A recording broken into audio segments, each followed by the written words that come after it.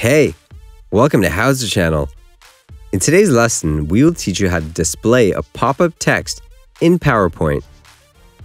Open PowerPoint. Select the text you need.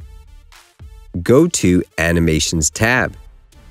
Click on Add Animations and select Exit Disappear Effect. Click on Trigger and select On Click Of. Select the option you need from the list. Go to Animations tab. Click on Add Animations and select Enter Appear Effect. Click on Trigger and select On Click Of. Select the option you need from the list. Add the same effects to all the text boxes you need. Go to Slideshow mode to see how it works. Click on the triggers you chose to make the text appear or disappear. That's it. Thanks for watching the video. Please like it and let us know if you used any of our tips and tricks. Subscribe to our channel. We upload new tutorials every day. See ya!